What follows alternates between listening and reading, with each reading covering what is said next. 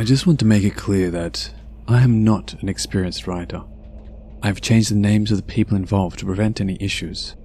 There were issues in the past. I have been obsessed with horror and scary movies since I was 8 years old. When I was 13, I got heavily into creepypastas and just wanted to experience true horror for myself in real life. I am now 20 years old, and this incident occurred in the summer of 2018. I live in a small and boring town in northern Ontario. I had enough of watching videos and movies and decided to head to my local mall to pick up a Ouija board. It was springtime and the snow had just finished melting, and we were feeling adventurous. My friend Lenny and I split the costs of the board and then took it to his house. Later that night, we headed over to our local church and sat on the front steps and tried to contact some spirits. We moved a planchette in circles, called out, etc. Nothing. We tried the board for the next few weeks in various locations and settings. Nothing. I was beginning to feel defeated and sort of stupid for actually thinking a board could be used to contact the dead. Fast forward to the summer, and I had made a few new friends through Lenny and his girlfriend at the time, Sasha.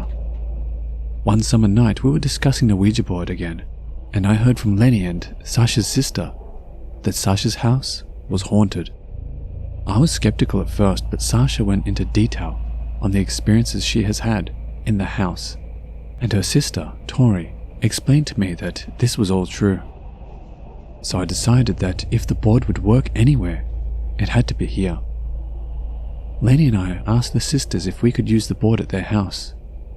They agreed, and Lenny and I were very excited to begin. We arrived at the house later that night, around 9 p.m, planning to play for only a couple of hours. Little did we know, this would last all night. The people present were Lenny and I, Sasha, Tori, and about 6 to 8 of Tori's friends who were younger than us by 2 to 3 years. We are all in the basement and most, if not all of us, are gathered around the table. There are 4 or 5 of us with our hands on the planchette. We start calling out and just moving the planchette around, and we find someone. It claims to be a child who died in a fire inside the basement we were playing in. It told us its name and age, when it died, etc. I say it because we came to later find out that we truly didn't know what exactly we were all communicating with. A few minutes later, the board goes dead. Nothing. We all took a break and watched some videos on our phones on how to make the board more active. After discovering that we didn't have colored candles or a sacrificial lamb, just kidding, we decided to just continue as normal. My friend Lenny is very ballsy when it comes to this stuff, and he ended up calling out in the room to whatever was there. He was cursing and throwing insults towards the spirits and just overall being very disrespectful and cocky. The rest of the night, we all had random encounters with entities. The simple things like, I died here or there, I was this age or that age, etc. Until we contacted something strong. I say strong because the planchette would move with velocity and smoothness across the board. The air in the room thickened, and the hair on the back of my neck stood up. Around 10 minutes of talking to this entity, it still wouldn't tell us its name or place of origin. It mentioned that it wasn't born and that it wasn't from Earth. This is something I still think about today. Everything was going fine until Sasha screamed. She screamed with fear and pain in her voice, and her screams quickly turned into tears as she stood up from the table. Across her upper thigh were 3 distinct and somewhat symmetrical claw marks. One of Tori's friends mentioned something about the Holy Trinity and everyone started freaking out. Lenny and I were determined to proceed with the session because neither him nor I was satisfied in our pursuit of true fear.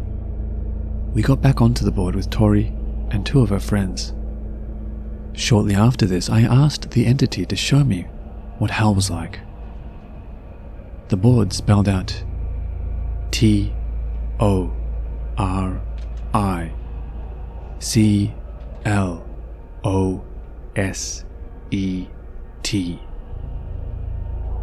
closet.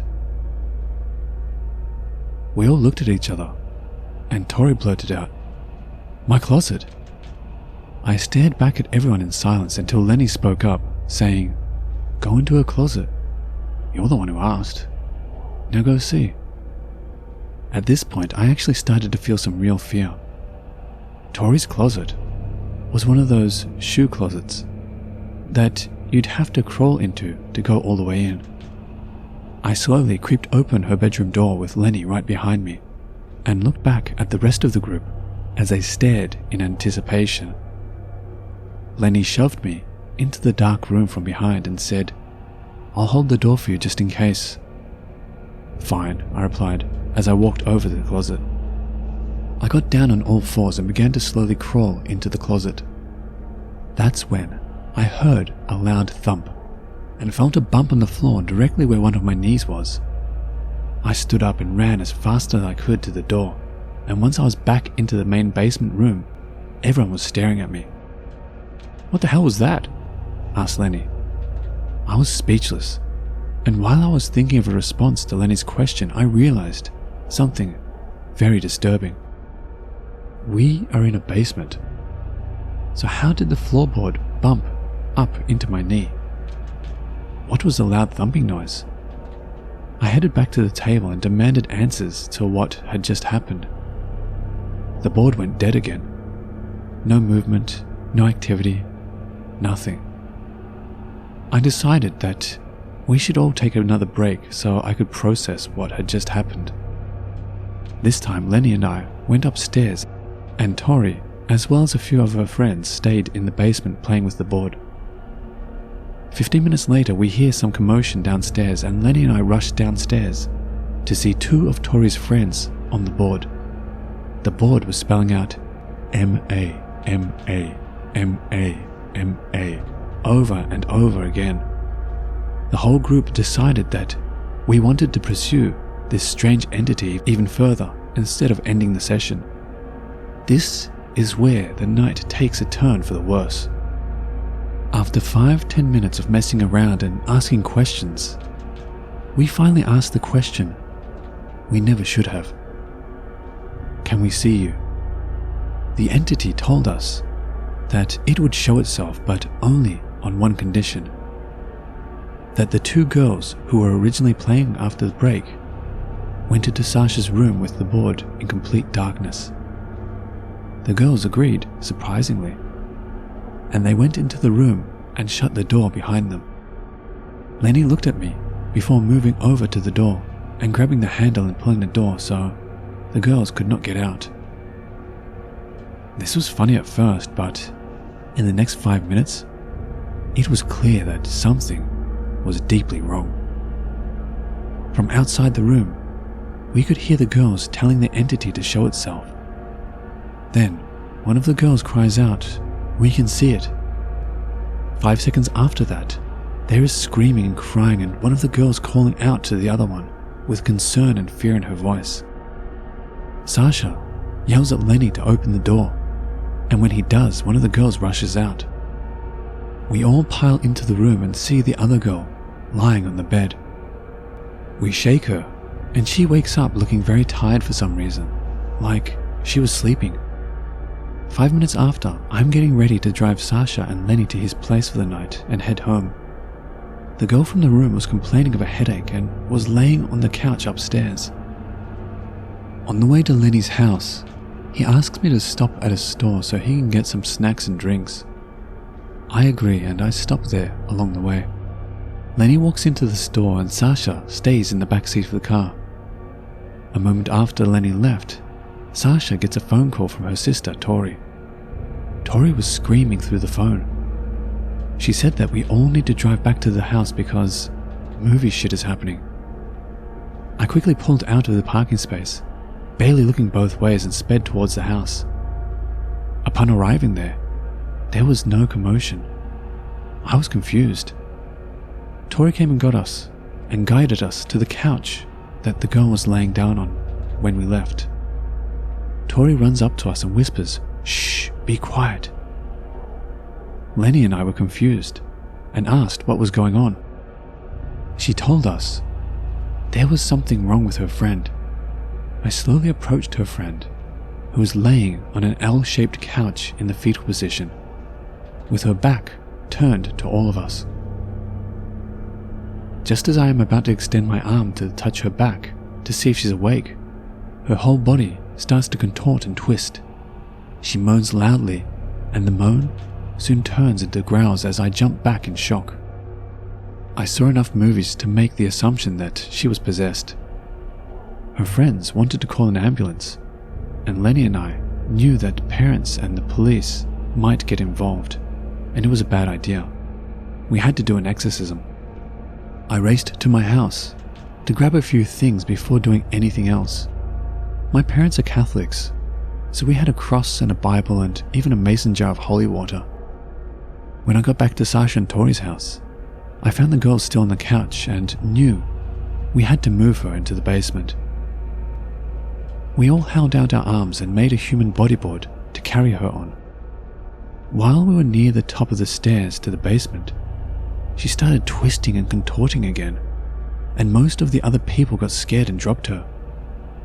She was now on the ground near the wall and the oven in the kitchen, and began having what appeared to be a seizure. Keep in mind, she has no history of seizures or health problems. She eventually sat up from being sprawled on the floor, resting her back against the oven. She sat still for a few minutes, and we all just watched, scared to approach. She then began smashing the back of her head against the oven until she fell over on her side. After that, she went back to laying on the ground. Eventually, we get her into the basement and rested her down on the floor, on top of pillows and blankets to prevent her from hurting herself on the floor. The next part is going to sound stupid, but it's the only thing we thought would help. Lenny started reading from the Bible while I splashed holy water on her, and the rest of the group just recited her name and some other things. She tried to bite us and was screaming in tongues and growling. She even scratched at one of her friends' faces. This went on from 12 to 3:30 a.m. Eventually she stopped moving, stopped growling, stopped everything, and just fell into a deep sleep. I decided to stay at the house, as everyone else did, just to make sure things were okay. I woke up around 4:30 a.m. with tightness in my chest and a very, very uneasy feeling. I grabbed my keys and ran out to the car and sped home before falling asleep. When I woke up, I headed back to the house. Everything was normal and the girl didn't remember a thing. Nothing at all. She had no headache or memory, nothing. She was just sore. I forgot to mention that a few people filmed a good part of the incident. We agreed to never show the girl the videos. However, someone sent it to a page on Instagram, and it ended up surpassing 100k views in a short amount of time. These are the issues I was talking about at the beginning of this post. She found it and lost her shit, and the video had to be removed. To this day, I haven't talked to her, but I hear she is doing fine. I still don't know much about MAMA. Its origin and agenda still remain a mystery to me. Part of me wants to know more, and another part of me wants nothing to do with it.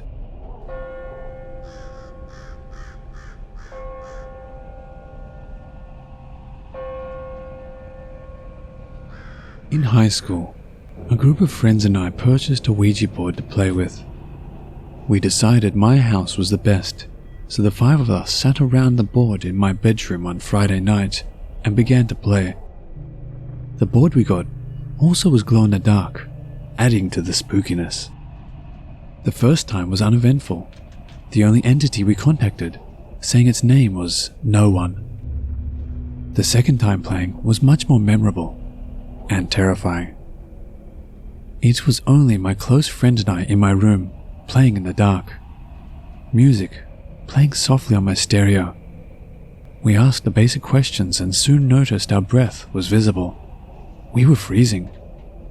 Now, my house was in the woods and my room was notoriously cold during the winter, so I turned on my space heater and we continued.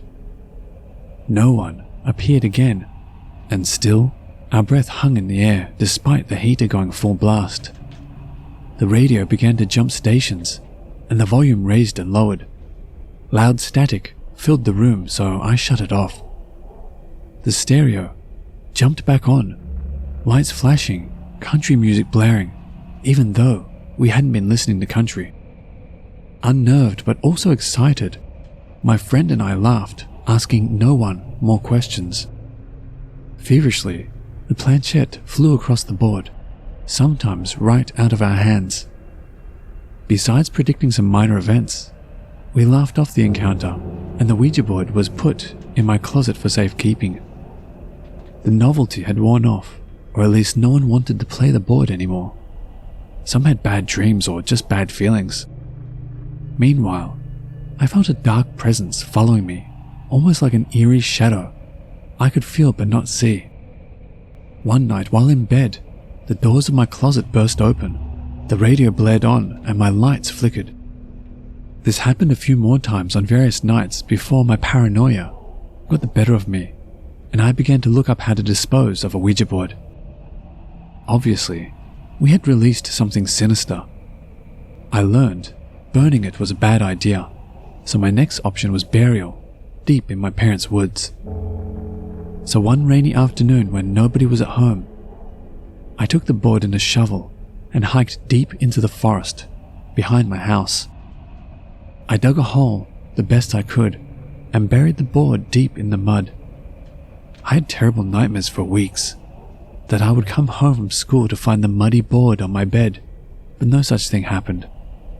My closet would still burst open, and the radio turn on randomly, and my room stayed freezing cold most of the year.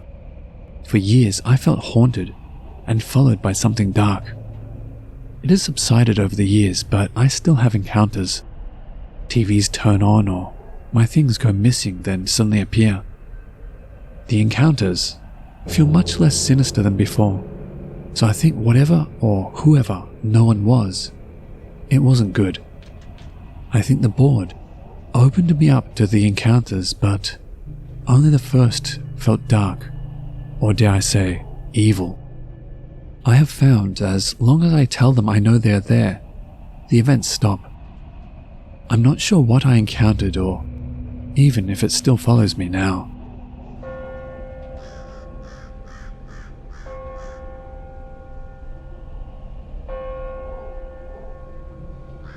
It was 2008 and I was a freshman in college. My BFF, let's call her Kay, is 1 year younger than me and was still in high school. Most of Kay's friends are in my grade, so when we all graduated, she was left behind to finish high school, pretty much as a loner. One day I got a random message from Kay that said, "Hey, how's your mum?" I thought this was an odd question considering my mum was a homeless drug addict, and I wasn't exactly in touch with her, and Kay knew this. I asked why she was asking, and she proceeded to tell me that because she was so lonely and bored, she started playing with a Ouija board. First with a friend, then by herself. The ghost she was talking to claimed to be a teen boy named Caleb. Anyway, she was playing with the board, as usual, when suddenly it spelled out my entire name. Then, my mum's entire name. I didn't even know my mum's middle name, but Kay did. Then the board spelled drugs. Drugs.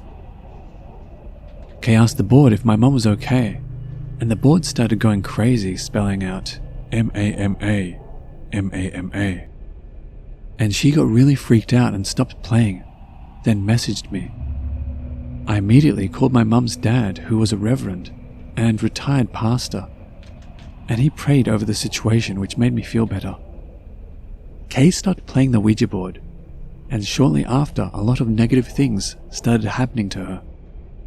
There was a bad car accident in front of the house she had the board at. She was driving, and our friend was airlifted, but survived. Kay failed a few classes and didn't get into college. Then she started drinking heavily and became homeless for a few years. She would see images of the devil everywhere, the corner of the room, in dreams, and even in cartoons. She was in a dark place for a while, but things are finally going better for her. I didn't talk to my mum for 10 years.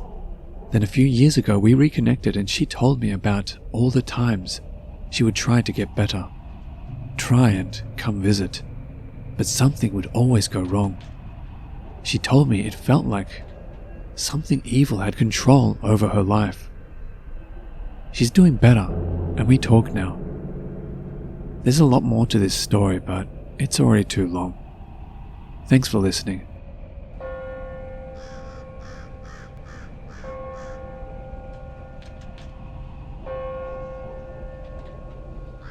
Okay, so about 10 years ago, I was an art major with a concentration in photography and would spend the entire weekend monitoring the photo darkroom, mixing chemicals for other kids, smoking weed, hanging out and working on my thesis.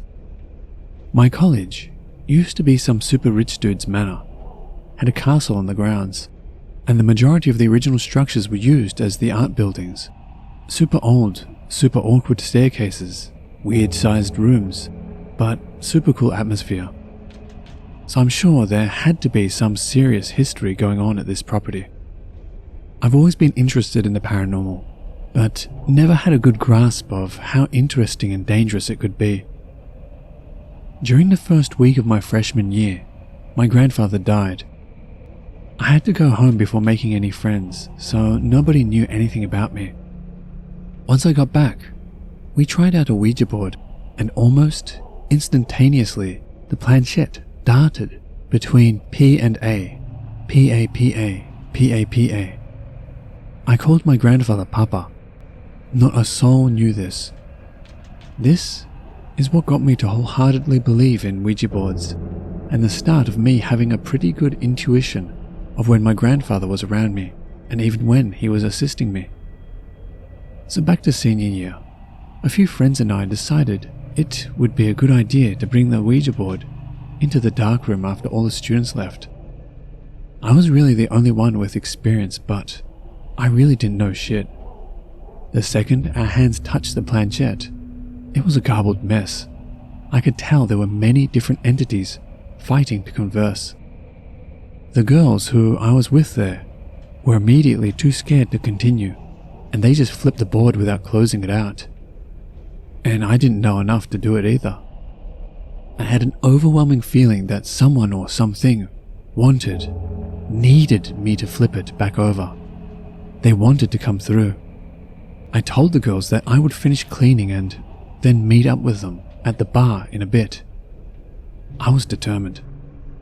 I knew something was there, just didn't know what, and I really just wanted a sign. So with the lights on, I asked for a sign, asked them to move something, do anything. Nothing. I waited a little longer. Nothing. I was about to give up. Our darkroom had this U-shaped hallway to get in and out. There was a definitive barrier between the light from the classroom and the dark of the darkroom. So my dumbass took a chair and placed it right where the dark met the light. I yelled out for one more sign. This is your last chance, I'm leaving. Boy, was I not prepared for what came next. There was a radiator in the classroom that extended into the darkroom. There was a tiny hole drilled through the wall that allowed the tiniest of light to leak into the darkroom at the corner of the wall, directly in front of where I was sitting. I said one last time, "Okay, I'm leaving, this is it." And in that instance, a 10-foot black shadowy mass ran into the corner, completely blocked the small amount of light I could see, and ran right through me. I have never before and never since experienced that feeling when it passed through me. It was instant, full body chills. It was an overwhelmingly instantaneous fear that washed over me. I sprinted out of there without looking up. From that day forward, everything was weird. I felt my life force being taken from me. If anyone has seen Donnie Darko, it was kind of like when he could see his path, but that was my soul being taken away. I would be showering and go into trances and end up noticing I was washing myself differently, almost like a Native American in my grade school textbooks. It was all so bizarre. It's like I was losing myself to this dark entity. I tried to do another Ouija session afterwards. The spirit that came through was an Indian chief named Tanaka or Tatatanka. I don't know if this was real, or just my imagination trying to fill in the blanks or come up with something somewhat plausible to what I was experiencing. After a while, its power dissipated, and I started to feel normal again. But ever since then, I still feel as if it has bad intentions. Am I a vessel for a dark entity hell-bent on using me? Or am I just a nutjob trying to make excuses for some of the shittiest things I've done in life? I still see it lurking in the corner of my room.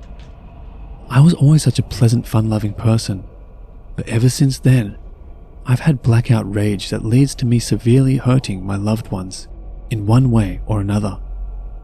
Does anyone have any thoughts or ideas on what happened that day? And what, if anything, could still be happening to this day? Should I seek help? If so, from who? Thanks.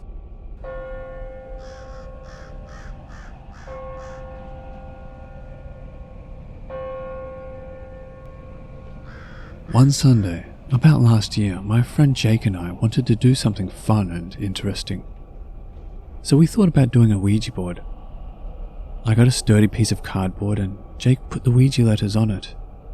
We both thought it would be super fun or something.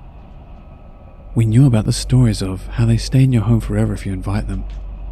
And so, we went to a park away from our neighborhood and set it up there. My friend told me that we had to allow the spirits to control us in order to have it work. That kinda scared me. First, we would ask, are there any spirits who would like to talk with us? We asked that 15 times. It started to seem hopeless. Let's just do it one more time, and then we should just go home, I said. We asked again, are there any spirits who would like to talk with us? And then Jake moved the circle thing onto yes. I thought he was just being dumb because he didn't want to go back home. I was convinced that he moved it. Dude, that's not funny at all. Stop moving it, I told him. He looked at me with a serious face and said, I didn't move it. I thought you did. That's when I started to feel spooked. But it wasn't enough to get me away from there. Okay then, I'll ask it something only I know, I said. I thought about my room. I had an old, steelback iPod Touch at the bottom of my desk drawer, and I knew Jake didn't know about it. So I asked, what is in the bottom desk drawer at my house? And we spun the circle around on the board.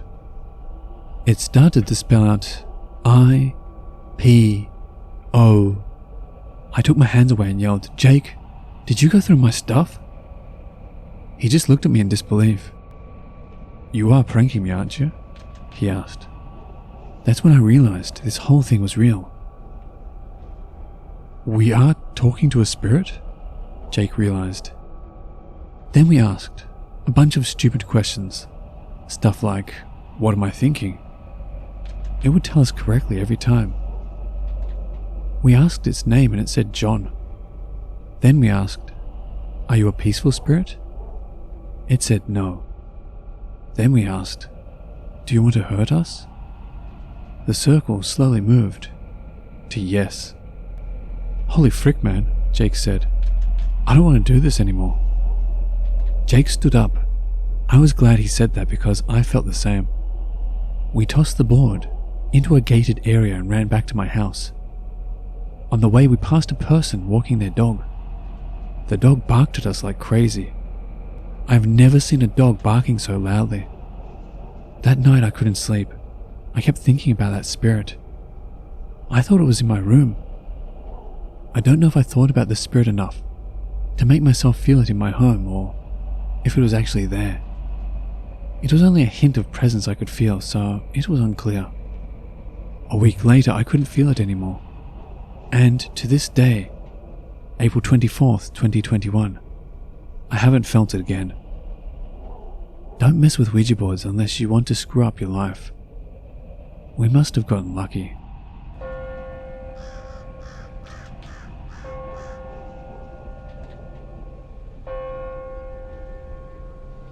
When I was 10 or 11, my friend brought out a Ouija board at her house. I didn't want any part of it because I believed in demons, but my friend and sister thought it was funny and asked it how old I'd be when I'd die. It said 14. Then they asked how, and it said black car. About 3 years later, when I was 14, other friends, ones who hadn't heard about the board and didn't know that friend, started saying that they had dreams of me getting into car crashes or being hit while crossing the road. I immediately asked about the car each time, and they always said a black truck or a big black dark-colored car. Multiple friends said this, and when I told them about what the board said, they were freaked out. Some will think it was my sister playing an elaborate joke, but this was 3 years after the board, and she's not a prankster, and neither are my friends. At least one would have for sure spilled the beans because they are bad liars and bad secret keepers. Anyway, they had these dreams for months and would tell them to me at lunch. Then another friend, who was in a separate grade, meaning she didn't eat lunch with us and didn't know about the dreams or the board's prediction, was talking to us when she turned to me and said something like, "Hey OP, I had a weird dream that I was at a funeral. Your siblings and parents were there, and we were all there, but you weren't. I'm not 100% sure whose funeral it was, but I'm pretty sure it was yours." This happened a few weeks before my 15th birthday, so I was freaked. Not long after my friend's dreams, my mum got a black car, and it made me even more scared. A big black Mercedes. Granted, there are a lot of black Mercedes cars in my town, but it still made me nervous. The weeks leading up to my 15th birthday consisted of me being extra careful crossing the street, and always wearing my seatbelt. I was relieved when my birthday came and passed, but it still haunts me. Such a bizarre experience. Others have suggested that maybe the warning from the board and dreams actually saved my life. And maybe that's true.